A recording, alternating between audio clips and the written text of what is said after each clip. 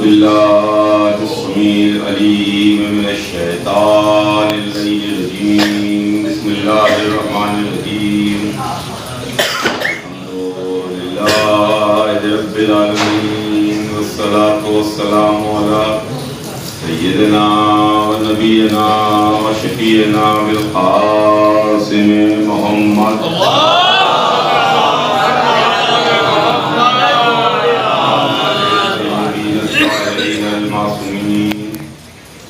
الله على أعدائهم أجمعين من يومنا هذا إلى يوم الدين أما بعد فقد قال الله سبحانه تبارك وتعالى في كتابه المبين وهو أصدق الصادقين بسم الله الرحمن الرحيم يا أيها الذين آمنوا اطيعوا الله وأطيعوا الرسول وأولي الأمر منكم صلوات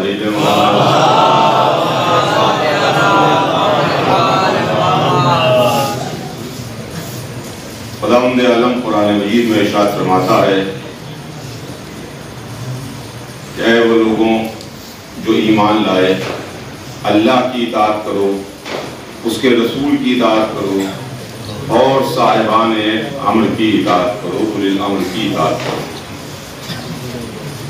عزیزان گرامی یہ آیہ مبارکہ جب نازل ہوئی تو حضور سرور کائنات مسجد میں تشریف لائے ممبر پر تشریف لے گئے آیت کی تلاوت فرمائی تو رسول کا بوڑھا صحابی ہاتھ جوڑ کے کھڑا ہوا کہ اللہ کے رسول اللہ کو سمجھ میں آتا ہے جس کی اطاعت کا ہمیں حکم دیا گیا رسول تو سمجھ میں آتے ہیں جن کی اطاعت کا ہمیں حکم دیا گیا لیکن یہ اولی الامر کون ہیں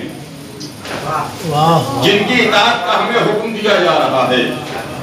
تو حضور سرور کائنات نے اولی الامر کے نام بتائے کہ اولی الامر میں کون کون ہے جابر ابن عبداللہ انصاری کھڑے ہوئے تھے تو رسول نے جواب دیا کہ جابر سنو اولی الامر میں پہلے علی ہیں دوسرے حسن ہیں تیسرے حسین ہیں چوتھے علی ابن الحسین ہیں پانچویں محمد باقر ہیں جب محمد باقر پر حضور سرور کائنات پہنچے تو ایک مرتبہ فرمایا جابر اللہ تمہاری عمر طولانی کرے گا تمہیں طویل عمر پاؤ گے اور اتنی طویل عمر پاؤ گے کہ میرے بانچویں کی تم زیارت کرو گے جب تم ان کی زیارت کرنا تو انہیں میرا سلام پہنچا دینا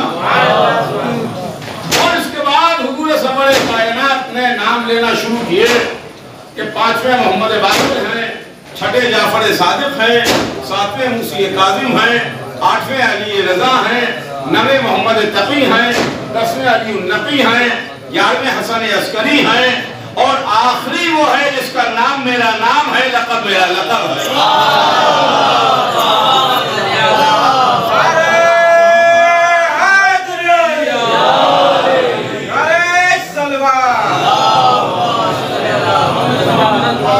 بس عزیزان گرامی چند منٹ ایک قصیدے کے برابر آپ کی خدمت میں کچھ عرض کر کے بات کو تمام کروں اس لیے کہ جیسا ابھی آپ نے ہمارے ام محترم اور بزرگ سمیع چچا سے سماعت فرمایا ظاہر ہے اور ابھی ہمارے ام محترم اللہ ان کو سلامت رکھے آیت اللہ میر الحسن صاحب اللہ ہمارے بزرگ ان کا سایہ ہمارے سروں پر بھی قائم رہے اور اس ملت کے سر پر بھی قائم رہے یہ 150 برس پرانی محفل ہے 150 سال پرانی محفل ہے اور اس میں ابھی آپ نے سماعت فرمایا چچا سے کہ سرکار ناصر الملت سرکار نجم الملت یہاں تشریف فرما کے بہرحال چند منٹ آپ کی خدمت میں عرض کر کے اور بات کو تمام کروں اس لیے کہ حضور سرور کائنات نے جابر ابن عبداللہ انصاری کو بتایا خبر دی کہ جابر آخر میں وہ آئے گا جس کا نام میرا نام ہوگا، لقب میرا لقب ہوگا، آنے والے کی خبر حضور سرور کائنات نے دی، اور جناب جابر کو بتایا کہ تم میرے پانچویں کی ملاقات کرو گے، زیارت کرو گے۔ سرکار رسالت یہ کہے کہ دنیا سے سدھار گئے، تشریف لے گئے۔ جابر انتظار کرتے تھے، جابر منتظر تھے، مسجد کے گوشے میں بیٹھے ہوئے تسبیح پڑھتے رہتے تھے، یہ کہتے رہتے تھے یا باقلو یا باقلو یا باقلو، تسبیح پڑھتے رہتے تھے، انتظار میں رہتے تھے، جس طرح آج ایک محمد کے ہم انتظار میں ہیں کہ اور اس کے بعد لوگ جابر کے ذہن پر شبہ کرتے تھے، جابر کے ذہن پر شک کرتے تھے، دیکھو جابر کو کیا ہو گیا ہے، ہاں جابر اب بوڑھے ہو گئے ہیں، جابر ضعیف ہو گئے ہیں، جابر کا ذہن اب کام نکل رہا ہے، ان کے ساتھ نہیں ہے، یعنی یہ وہی ذہن ہے جو محمد کے ذہن پر شبہ کر رہا ہے۔ سلام بھیجے محمد۔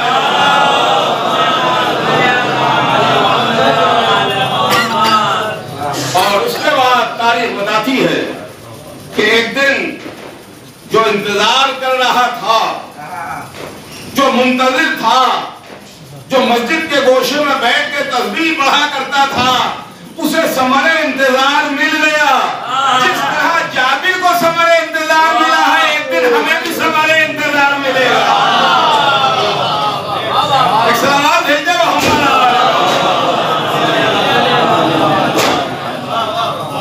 وہ آئیں گے، حجاب غیب الٹ کے آئیں گے، پردہ الٹ کے آئیں گے،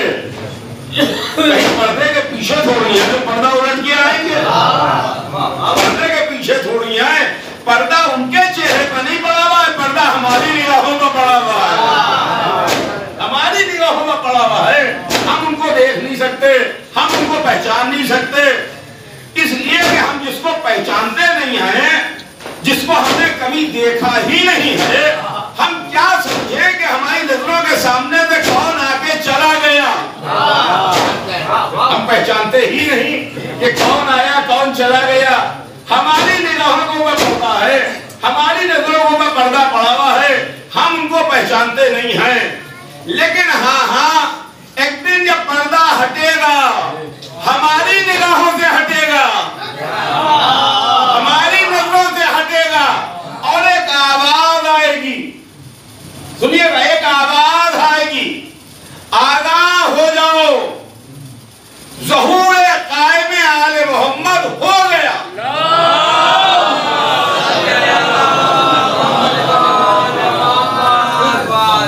ظہور قائم آل محمد ہو گیا، آواز ایک ہوگی، جس زبان کا جو جاننے والا ہے اپنی اپنی زبان میں سنے گا، سنیے گا، اپنی اپنی زبان میں سنے گا۔ آج اکثر کچھ لوگوں کو کہتے ہوئے سنا کہ اب ہماری سمجھ میں نہیں آتا کہ ایک کہنے والا ہے، ہر آدمی اپنی زبان میں سن رہا ہے، اردو بولنے والا اردو میں سن رہا ہے، فارسی بولنے والا فارسی میں سن رہا ہے، عربی بولنے والا عربی میں سن رہا ہے، چینی زبان بولنے والا چینی میں سن رہا ہے، روسی زبان بولنے والا روسی زبان میں سن رہا ہے، آواز ایک ہے، کہیں پر چار آدمی بیٹھے ہوئے ہیں، چار الگ الگ زبانوں کے، چاروں نے اپنی زبان میں سنا، ہم نے کہا اردو میں بولے، وہ عرب تھا اس نے کہا نہیں عربی میں بولے، وہ روس کا تھا اس نے کہا روسی میں بولے، وہ جاپانی زبان بولنے والا تھا کہا جاپانی میں بولے۔ حیرت میں نہ آئیے کہ یہ کیسے ہے، دیکھیے ہمارے یہاں مذہب کا معاملہ یہ ہے، جیسے جیسے کاروان علم آگے بڑھ رہا ہے، عقیدہ مضبوط ہو رہا ہے۔ ایک سلام ہے کہ محمد آلہ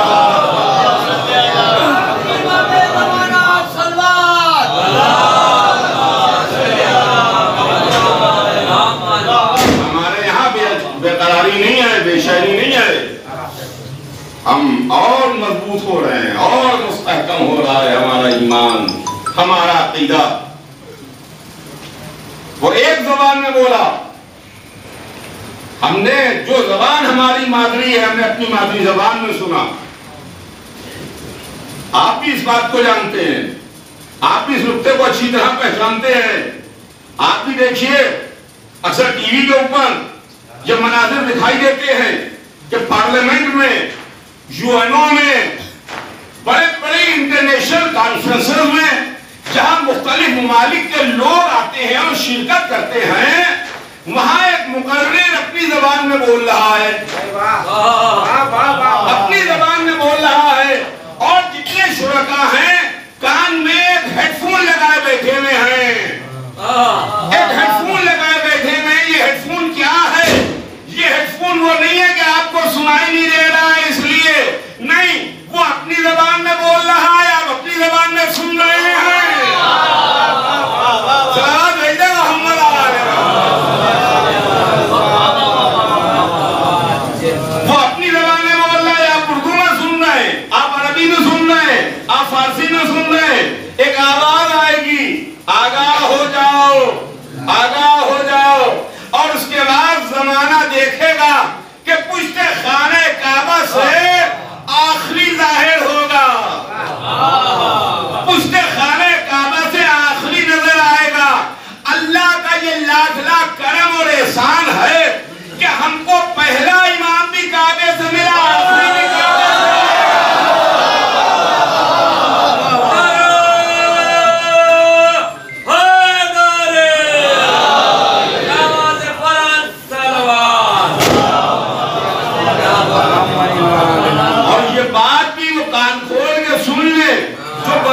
اسلام کے ٹھیکیدار ہیں, جو بظاہر خانہ کعبہ کی چابی اپنے پاس رکھے ہوئے ہیں, جو بظاہر اپنے کو بڑا کعبے کا سرے سروا کہہ رہے ہیں, اس لیے کہ کعبہ تمہارا نہیں ہے, کعبہ ہمارا ہے. ہمارا پہلا بھی کعبے سے ملا تھا, آخری بھی کعبے سے ملے گا. صلوات بھیجے محمد علیہ.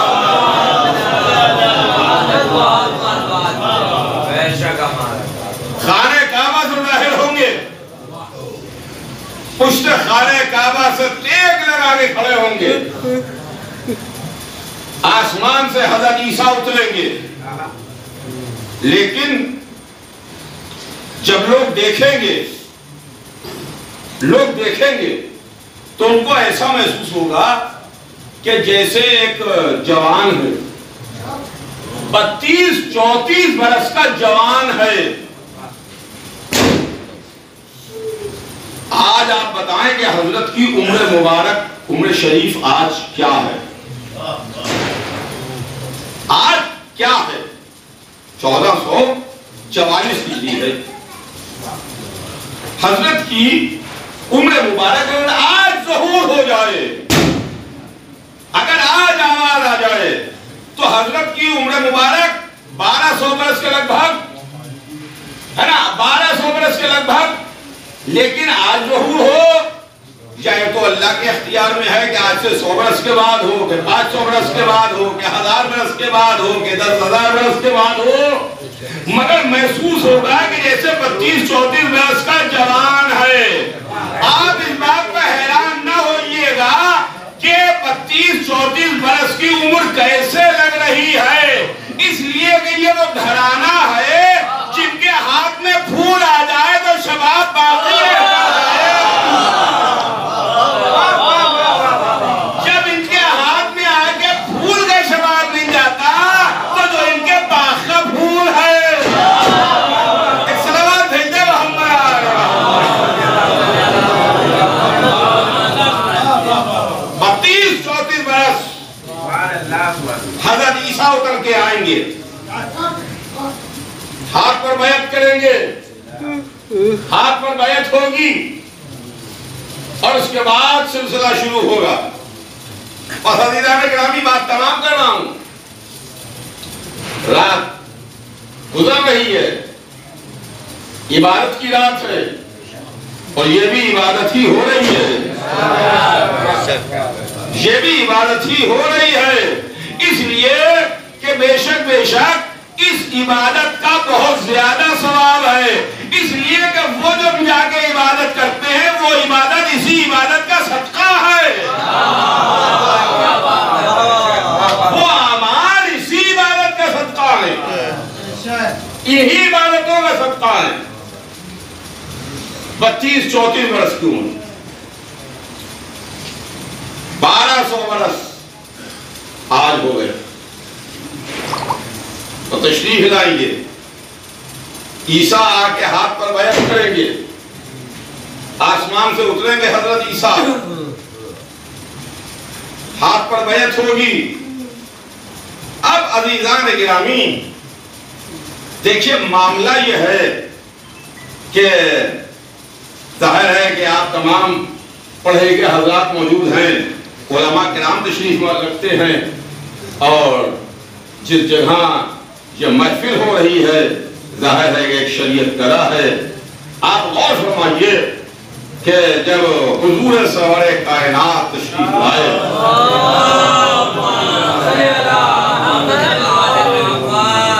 آپ ایک سلسلہ اور تسلسل پر رسول لیجو، بات کو تمام کروں کہ حضور سرور کائنات تشریف لائے، جب رسول نے نماز پڑھائی، حکم نماز آنے سے پہلے کعبے میں نماز ہوئی، ایک خاص انداز میں کعبے کی طرف رخ کر کے حضور سرور کائنات کھڑے ہوتے تھے، اٹھتے تھے، بیٹھتے تھے۔ ابھی ہمیں نہیں معلوم ہے کہ یہ کیا کر رہے ہیں، رسول آگے ہیں،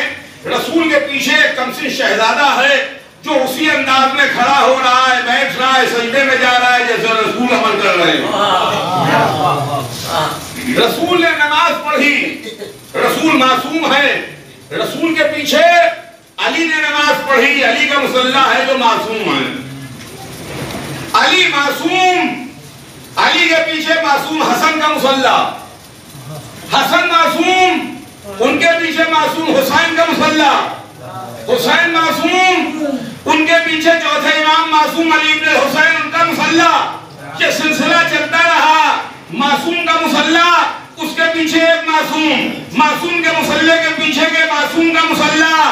آخری حجاب غیب میں ہے، پردے میں ہے۔ اب جب وہ آئے گا، مصلی بچھائے گا، تو ایک معصوم کو ہونا چاہیے ہے۔ اب سمجھ میں آیا کہ قدرت نے عیسیٰ کو چوتھے آسمان پر زندہ کیوں رکھا۔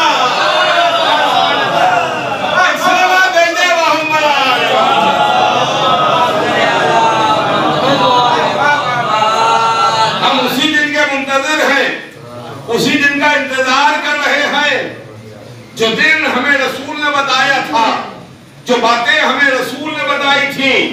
کہ ایک دن آئے گا کہ جب ہمارا آخری حجاب غیب الٹ کے آئے گا۔ ہم اسی دن کے منتظر ہیں اور ہم اللہ کی سرکار میں دعا کر رہے ہیں، پالنے والے کاش ایسا ہو جائے کہ ہماری زندگی میں وہ وقت آ جائے،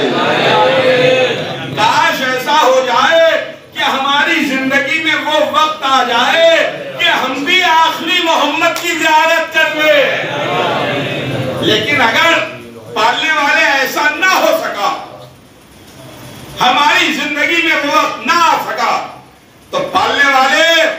روز محشر ہمارا شمار ان کے چاہنے والوں میں ہو، ان سے محبت کرنے والوں میں ہو، اور ان کا انتظار کرنے والوں میں ہو،